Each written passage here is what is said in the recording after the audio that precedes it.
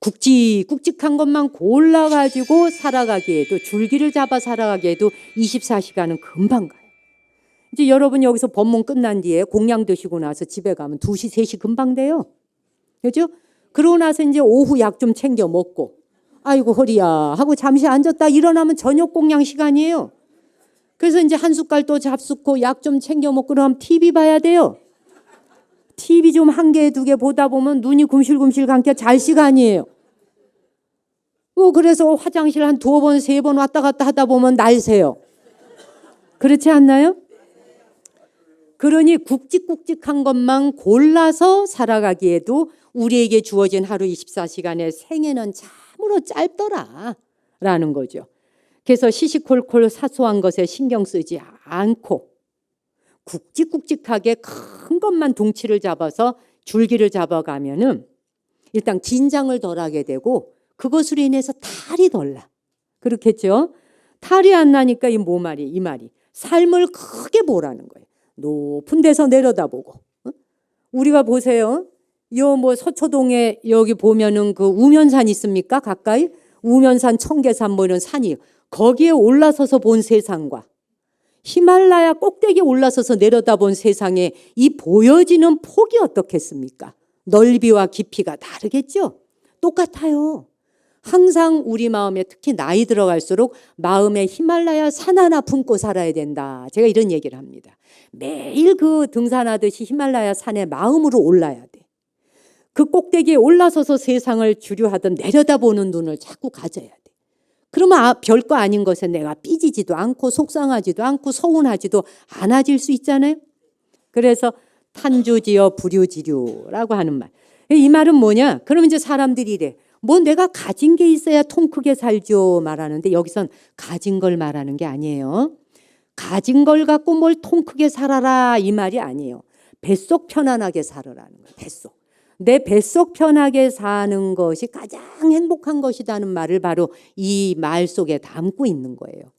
뱃속이 편하면은 아무리 많은 재산을 가진 것보다 으뜸인데 나 재산 많이 가진 사람 치고서는 뱃속 편하단 말을 별로 못 들어봤어요.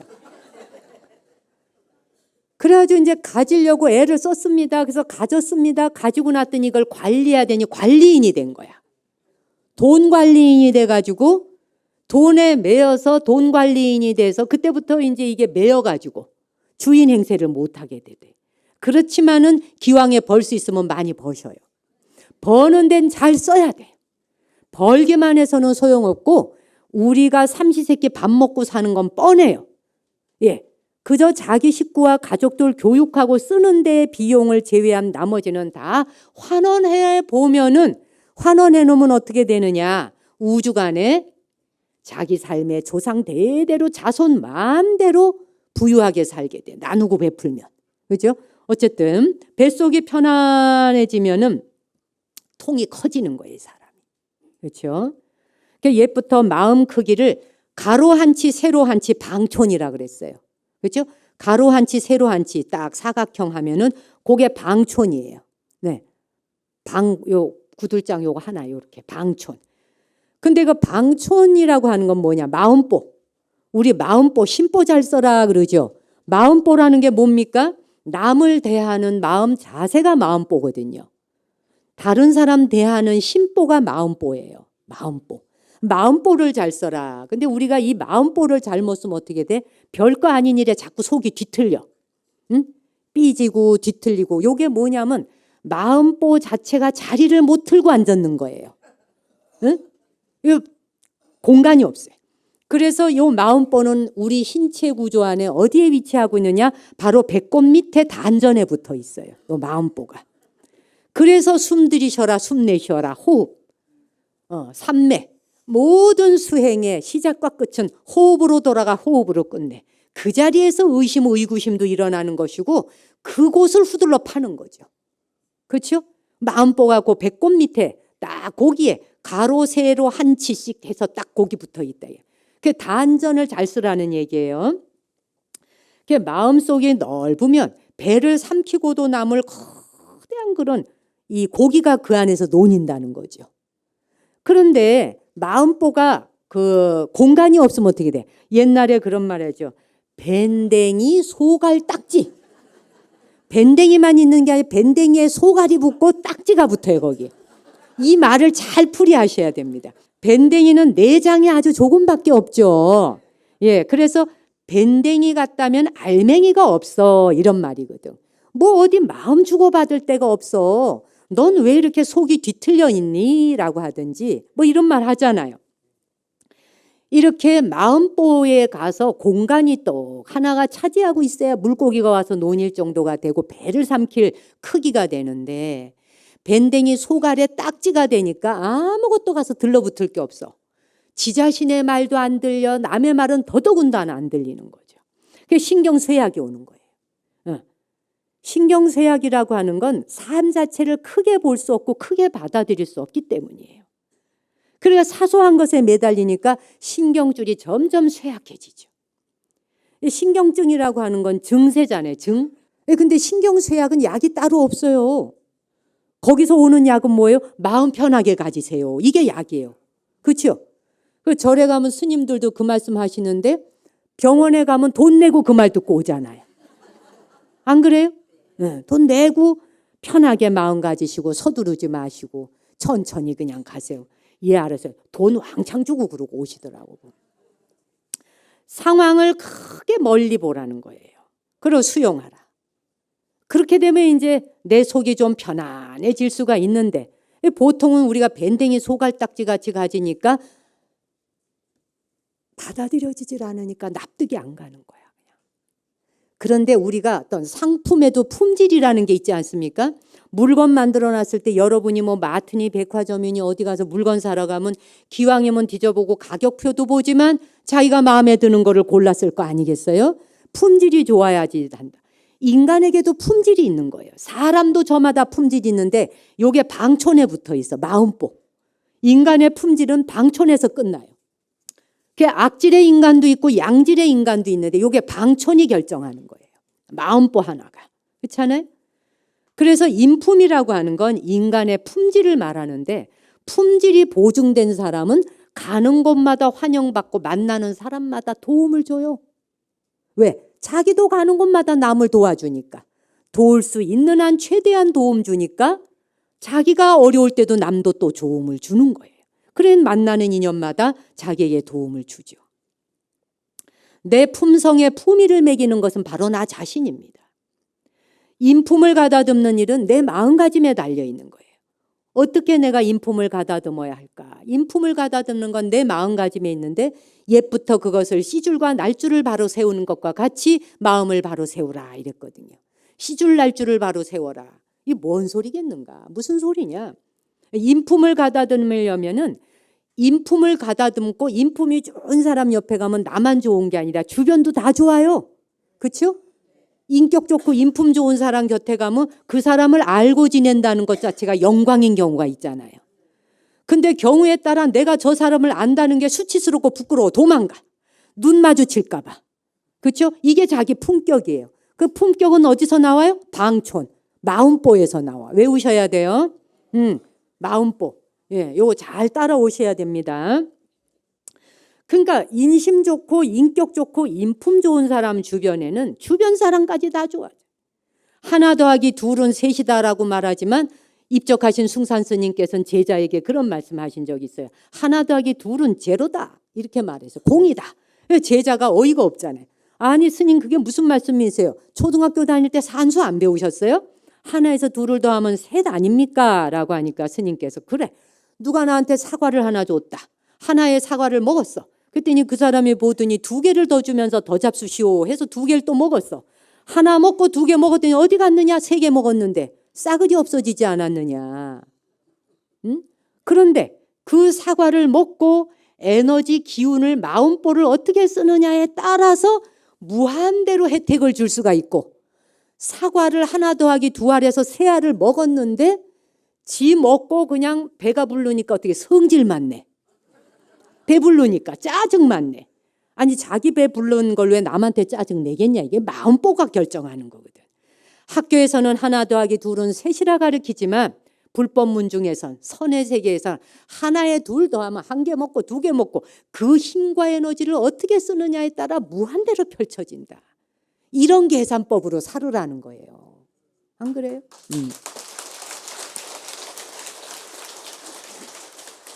그러니 이제 우리가 보면은 씨줄과 날줄로 이제 돌아와서 씨줄과 날줄로 갖고 나를 바로 세워야지 돼. 나 자신을 바로 세워.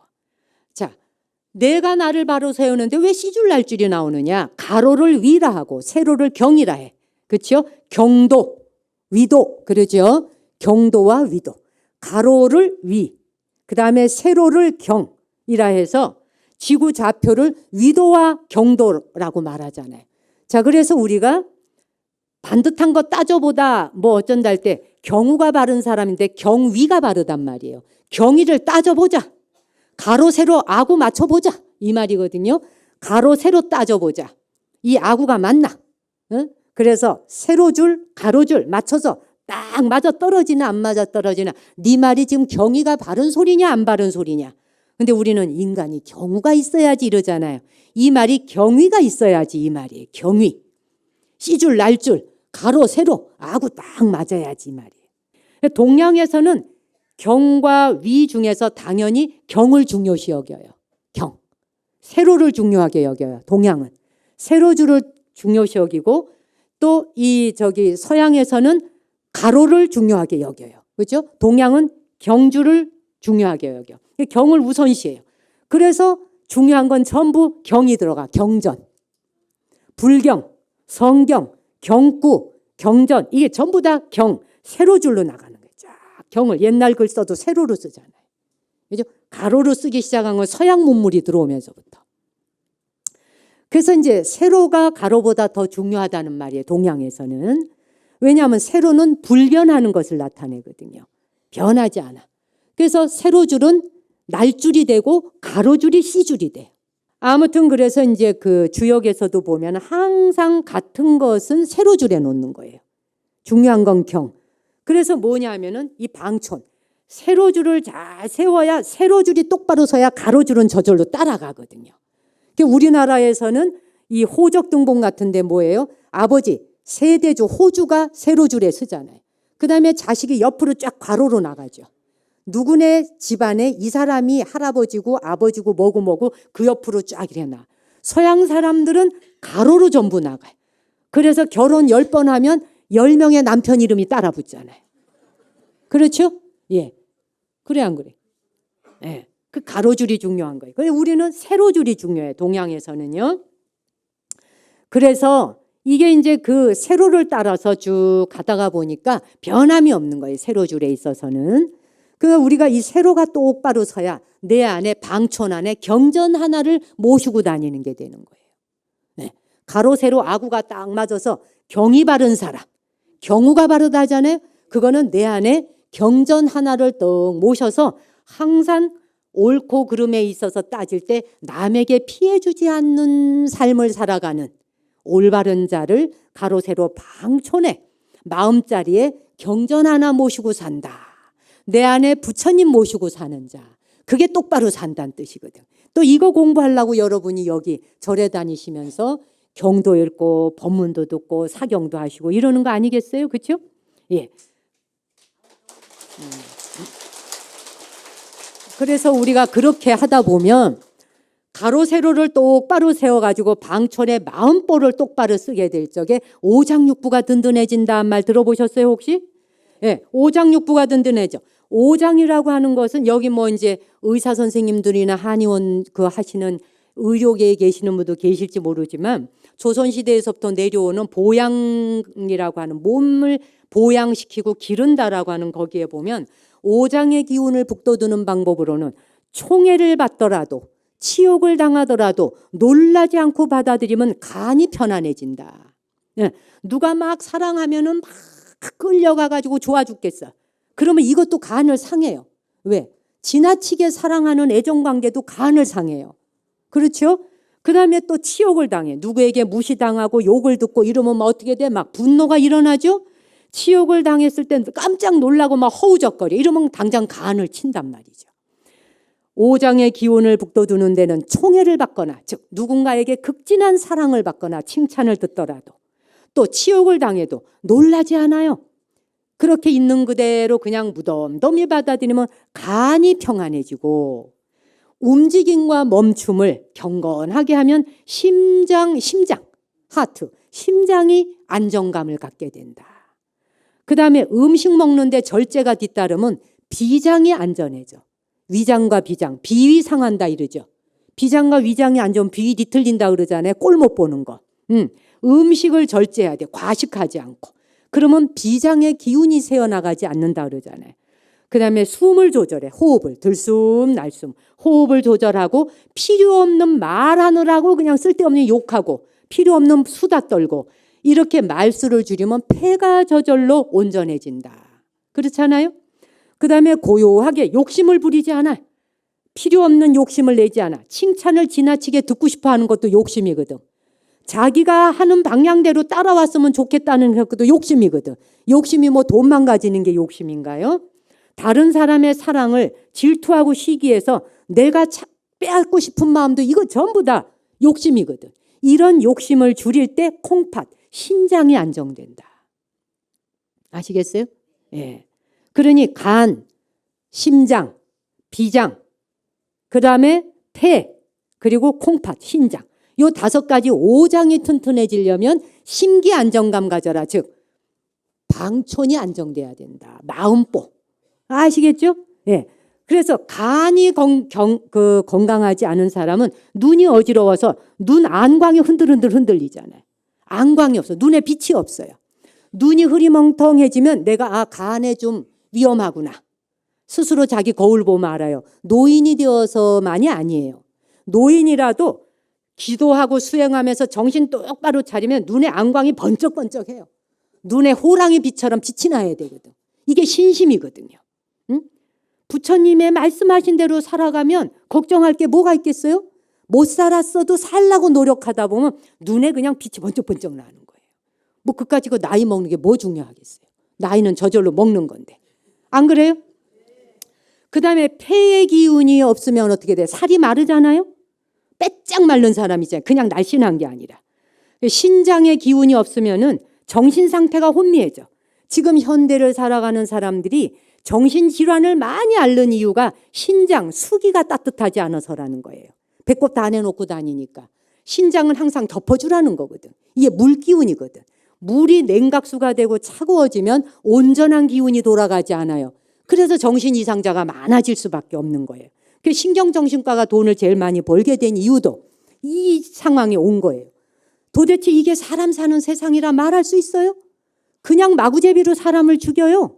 뭐 인간이라 말할 수도 없는 행동을 얼마나 합니까? 이게 전부 오장육부가 제자리에 있지 않아서예요. 이 전부 뒤틀어져서 그렇다 이거예요. 근데 특히 우리의 정신 상태를 관장하는 것은 콩팥, 신장이에요. 신장이 모든 것들을 걸러내는 작업하잖아요. 걸름망이 좋아야 순환이 잘 되지 않겠어요? 신장은 물로 이루어져 있어요. 그렇죠? 이 물이 항상 따뜻해야 돼요.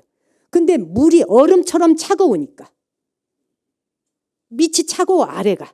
그러니까 제정신일 수 없어진단 말이에요 우리가. 그다음 비장.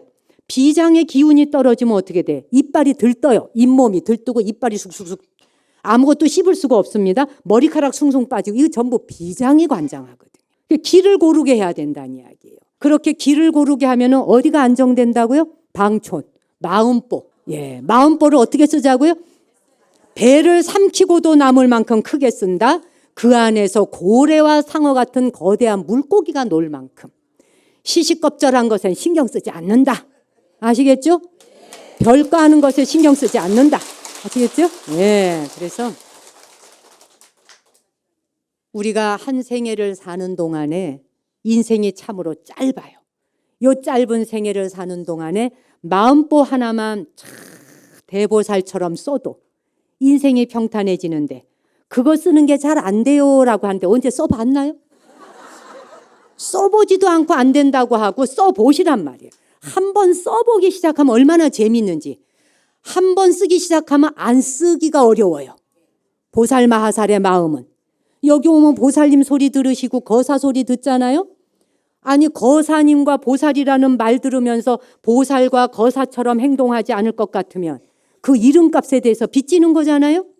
전부 빚쟁이가 되는 거예요. 마음보를 크게 쓰는 거. 제가 끝으로 참 그 이야기 하나 해드리고 이제 마무리해야 되겠네요. 거기 이제 그 해리 리버맨이라고 하는 폴란드 사람인데 102살이에요. 102살 대신 그분이 이런 얘기를 했어요.